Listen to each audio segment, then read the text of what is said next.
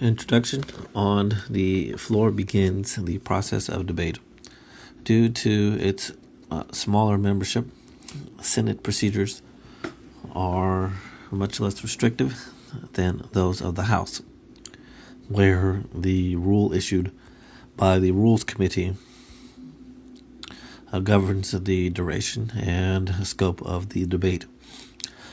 Members of both chambers offer and approve amendments during debate and may also add riders, unrelated amendments attached to a bill while on its way to passage.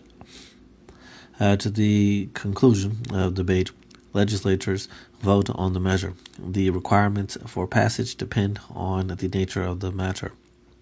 In most cases, a majority of those present will suffice. However, the number present and voting must first constitute a quorum, a majority of the total chamber's membership, to produce a valid vote. Certain subjects require the assent of an extraordinary majority, such as the 2/3 vote in the Senate needed to ratify a treaty. Passage by one chamber sends the bill to the other chamber for its approval. A number of factors make the second chamber's affirmance easier to secure than that of the first. One is legislative momentum. Popular support may have surfaced after the initial favorable action or the counter pressures necessary for defeat subdued. Another is the previous opportunity for the bill's opponents to offer their input, perhaps resulting in a compromise package. And yet another is inter-chamber relations. But harmony does not always reign.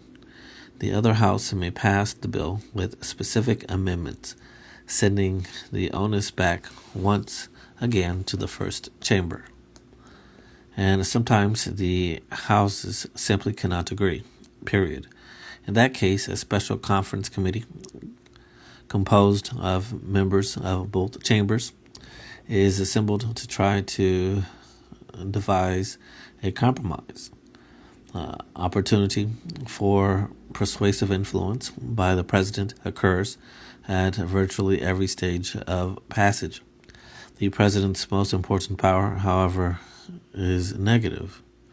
A veto will overturn congressional passage of a bill, although the veto may itself be overridden and the bill reinstated by a 2/3 majority of each chamber. The president's veto power has traditionally been non-selective. A bill must be accepted or rejected as a whole, hence the importance of riders. State governors, on the other hand, often enjoy the prerogative of a line item veto, which permits them to turn down specific portions of a bill. Superscript 2, it reads, "Throughout this book and throughout the law, you'll find there is always another hand." Back to the text. Superscript 2a, it reads, Amidst a chorus of constitutional misgivings, the president at last acquired a relatively limited line item veto on January 1, 1997. Back to the text.